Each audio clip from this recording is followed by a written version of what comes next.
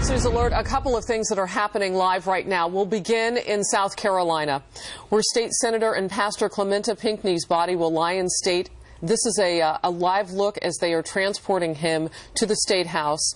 And you know that he, along with 8 others, killed in that massacre at the Emmanuel AME Church in Charleston, South Carolina last week. It's been 1 week since then, and now we knew that his body would lie in state for a couple of days. President Obama is scheduled to come in and give the eulogy at Pastor Pinckney's funeral on Friday. Ahead of this, though, that city, that state, and the nation taking a pause now as they move his body into the State House. And now we'll also take another look at what's happening at the White House, as 2 things happen simultaneously right now. Families of Americans who've been taken hostage around the world, some of them died, some of them have come home, called upon by the president to learn about new policy that he's putting into place. He met with some of those families a short time ago. And after meeting with those families, we're expecting the president to walk up to the lectern moments from now and tell the nation how the hostage policy with regard to the United States government will change. We expect him to tell us that the government now will no longer seek to prosecute or say that it would prosecute family members who might do a ransom exchange with hostage takers around the world. We have so many Americans everywhere. We clothe, we fight for, we love more than anybody on the planet. And sometimes people take our Americans, and when they do, this is the policy that the White House will adhere to. When the president steps up, we will let you know. Meanwhile, we've just gotten a 2-minute warning, okay? And we'll come back to the couch and talk about this a little bit, because this is where we started today. And I did want to put a fine point on the fact that, you know, sometimes when people say, well, why are Americans in places where they would be taken? We're doing some great things around the planet. We really are.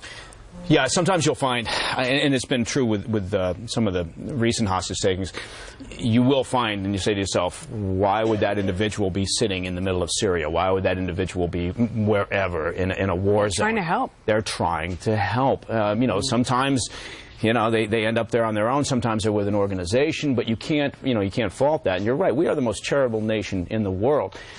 This announcement, I keep going back to the same thing. This announcement by the president, I think, to your point earlier, it is driven by politics. It is driven by emotion. It is driven by the demands of the family and the bad press that came out of that. I'm just skeptical of the operational value of it. I adhere to the notion that we should not. It's actually going to work against us. I mean, why? Eventually this it is will, so yes. unnecessary. It makes us feel good now. No, yeah. this is also driven by stupidity. Why would we advertise a change in policy that does not need a White House announcement? This press conference is not necessary to telegraph that we have this policy. In fact, it will do more damage, because it does, as you say, advertise to them that your business is going to get even better, because you can capture hostages and get the families to cough up the dough. You know, one of the questions from critics that's come up of this, too, is how much about this would we even know if it hadn't been for those moms that you mentioned, Rachel, who have been telling us what their journey has been like trying to get their loved ones home? Yeah, probably not a lot. I mean, I think that the administration, I think, has treated them. I've said it before, actually. It's a war on moms, because can you imagine being in that situation? No. I just cannot imagine. No. And all you want is to get somebody on the phone who can tell you what's going on and make you feel like there's an effort. But I mean, to be fair, the dads aren't absent from that. But I know. But you're right, and it is true. But again, that would have been a simple fix. That's a communications issue. Make it happen. All right, the President of the United States. Since 9/11, more than 80 Americans have been taken hostage by murderous groups engaged in terrorism or piracy. For these innocent men and women, tourists, journalists, humanitarians, it's a horror and cruelty beyond description. For their families and for their friends, it's an unrelenting nightmare that the rest of us cannot even begin to imagine. As a government, we should always do everything in our power to bring these Americans home safe and to support their families. Dedicated public servants across our government work tirelessly to do so. Our military personnel risked their lives in dangerous missions, such as the operation I authorized last year that attempted to rescue Americans held in Syria and Yemen. And there have been successes, such as the rescue of Captain Richard Phillips, held by Somali pirates, and Jessica Buchanan, rescued from Somalia. Of these more than 80 Americans taken hostage since 9/11, more than half have ultimately come home, some after many years. Tragically, too many others have not. And at this very moment, Americans continue to be held by terrorist groups or detained unjustly by foreign governments. For them, the nightmare goes on, and so does our work day and night to reunite them with their loved ones. As I've said before, the terrorist threat is evolving. The world's been appalled by ISIL's barbaric murder of innocent hostages, including Americans. Moreover, the families of hostages have told us, and they've told me directly, about their frequent frustrations in dealing with their own government. How different departments and agencies aren't always coordinated, how there's been confusion and conflicting information about what the government is prepared to do to help, how they've often felt lost in the bureaucracy, and how in some cases families feel that they've been threatened for exploring certain options to bring their loved ones home. That's totally unacceptable. As I've gotten to know some of these families and heard some of these stories, it has been my solemn commitment to make sure that they feel fully supported in their efforts to get their families home, and that there is a syncing up of what I know to be sincere, relentless efforts within government and the families who obviously have one priority and one priority only, and that's getting their loved ones back. These families have already suffered enough, and they should never feel ignored or victimized by their own government. Diane Foley, whose son Jim was killed by ISIL last year, said, "As Americans, we can do better." I totally agree. We must do better. And that's why I ordered a comprehensive review of our hostage policy. I want to thank everybody who contributed to this review, inside and outside of government, some of whom are here today. I especially want to thank the former hostages and families who contributed. I've come to know some of these families, often under the most heartbreaking of circumstances. When her son Peter, also known as Abdul Rahman, was being held in Syria, his mother Paula Kasig wrote me a letter, and in it she described how on clear nights she and her husband would look up the stars and the moon and wonder if perhaps their son might be able to see them too, a reminder of the bond they might still share. I've called these families to offer our condolences after they've received gut-wrenching news no parents ever want to hear. I've visited with them. I've hugged them. I've grieved with them. I just spent time with some of the families as well as some former hostages here at the White House. And needless to say, it was a very emotional meeting. Some are still grieving. I thank them for sharing their experiences and their ideas with our review team. In fact, many of the changes we're announcing today are a direct result of their recommendations.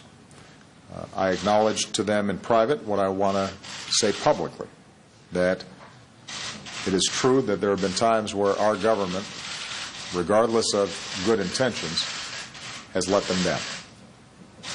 I promised them that we can do better. Here's how. Today I'm formally issuing a new presidential policy directive to improve how we work to bring home American hostages and how we support their families. I've signed a new executive order to ensure our government is organized to do so. And we're releasing the final report of our review, which describes the 24 specific steps that we're taking. Broadly speaking, they fall into 3 areas. First, I'm updating our hostage policy. I'm making it clear that our top priority is the safe and rapid recovery of American hostages. And to do so, we will use all elements of our national power. I am reaffirming that the United States government will not make concessions, such as paying ransom, to terrorist groups holding American hostages. And I know this can be a subject of significant public debate. It's a difficult and emotional issue, especially for the families. As I said to the families who are gathered here today, and as I've said to families in the past, I look at this not just as a president, but also as a husband and a father. And if my family were at risk, obviously I would move heaven and earth to get those loved ones back. As president, I also have to consider our larger national security. I firmly believe that the United States government paying ransom to terrorists risks endangering more Americans and funding the very terrorism that we're trying to stop. And so I firmly believe that our policy ultimately puts fewer Americans at risk. At the same time, we are clarifying that our policy does not prevent communication with hostage takers by our government, the families of hostages, or third parties who help these families. And, when appropriate, our government may assist these families and private efforts in those communications, in part to ensure the safety of family members and to make sure that they're not defrauded. So my message to these families were simple. We're not going to abandon you. We will stand by you. Second, we're making changes to ensure that our government is better organized around this mission. Every department that is involved in our national security apparatus cares deeply about these hostages, prioritizes them, and works really hard. But they're not always as well coordinated as they need to be. Under the National Security Council here at the White House, we're setting up a new hostage response group comprised of senior officials from across our government who will be responsible for ensuring that our hostage policies are consistent and coordinated and implemented rapidly and effectively. And they will be accountable at the highest levels. They'll be accountable to me.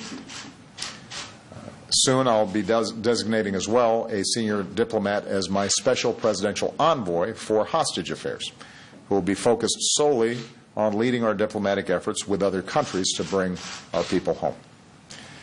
At the operational level, we're creating for the first time one central hub where experts from across the government will work together side by side as one coordinated team to find American hostages and bring them home safely. In fact, this fusion cell located at the FBI is already up and running. And we're designating a new official in the intelligence community to be responsible for coordinating the collection, analysis, and rapid dissemination of intelligence related to American hostages so we can act on that intelligence quickly. Third, and running through all these efforts, we are fundamentally changing how our government works with families of hostages. Many of the families told us that they at times felt like an afterthought or a distraction, that too often the law enforcement or military and intelligence officials they were interacting with were begrudging in giving them information. And that ends today. I'm making it clear that these families are to be treated like what they are, our trusted partners and active partners in the recovery of their loved ones. We are all on the same team, and nobody cares more about bringing home these Americans than their own families, and we have to treat them as partners. So specifically, our new fusion cell will include a person dedicated to coordinating the support families get from the government. This coordinator will ensure that we communicate with families better, with one clear voice, and that families get information that is timely and accurate. Working with the intelligence community, we will be sharing more intelligence with families, and this coordinator will be the family's voice within government, making sure that when decisions are made about their loved ones, their concerns are front and center. Everyone who deals with these families on a regular basis will be given additional training to ensure families are treated with the dignity and compassion that they deserve. In particular, I want to point out that no family of an American hostage has ever been prosecuted for paying a ransom for the return of their loved ones. The last thing that we should ever do is to add to a family's pain with threats like that. So the bottom line is this. When it comes to how our government works to recover Americans held hostage and how we work with their families, we are changing how we do business. After everything they've endured, these families are right to be skeptical, and that's why it's so important, as I told them today, that we will be setting up mechanisms to ensure accountability and implementation. I've directed my national security team to report back to me, including getting feedback from the families, to make sure that these reforms are being put in place and that they are working. Now, in the course of our review, several families told us they wanted to spare other families the frustrations they endured. Some have even created new organizations to support families like theirs or to honor their loved ones, such as the Memorial Foundation for Stephen Sotloff, who wrote, "Everyone has two lives. The second one begins when you realize you only have one." As a government and as a nation, we can learn from the example and the strength of their lives. The kind of strength we've seen in all these held hostages, including Kayla Mueller. Kayla devoted her life to serving those in need around the world. To refugees in Syria who had lost everything, she was a source of comfort and hope. Before her tragic death, she was held by ISIL in Syria for a year and a half, and during her captivity, Kayla managed to smuggle a letter to her family. She said, "None of us could have known it would be this long, but I know I'm also fighting from my side in the ways that I'm able, and I have a lot of fight left in me. I'm not breaking down, and I will not give in no matter how long it takes." Today, my message to anyone who harms Americans is that we do not forget. Our reach is long. Justice will be done. My message to every American being held unjustly around the world who is fighting from the inside to survive another day, my message to their families who long to hold them once more, is that the United States of America will never stop working to reunite you with your family. We will not give up, no matter how long it takes. Thank you very much, everybody. The president from the White House now, obviously the door closing. They're shouting questions at him, but he apparently is not going to take any of them. Talking about the hostage policy that the United States will have going forward. He mentioned that there are 24 or so steps that the White House and administration will take, and they fall into different categories.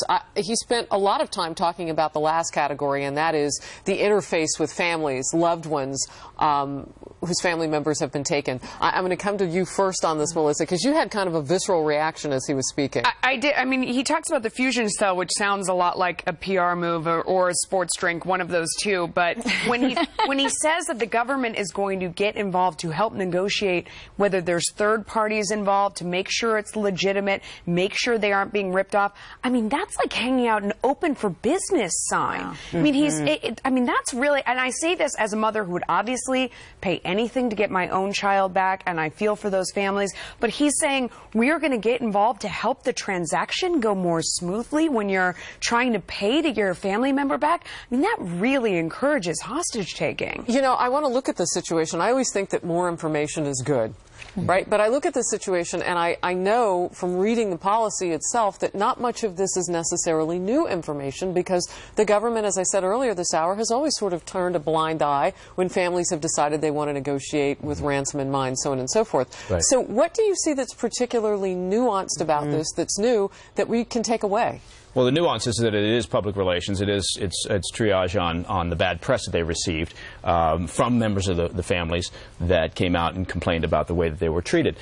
Look, that third point that he talked about, and all those elements that create the better communication and the stronger liaison, the effort to make it better and easier on the families, that's a wonderful thing, right? That's a great thing. But if you set that aside and you just look at, you know, from an operational perspective, what is he talking about? What is our policy here? It continues to be muddled, right? Well, the U.S. government is going to do this, but we're going to work with the private families to make it smoother because they can raise private funds to pay for those hostages.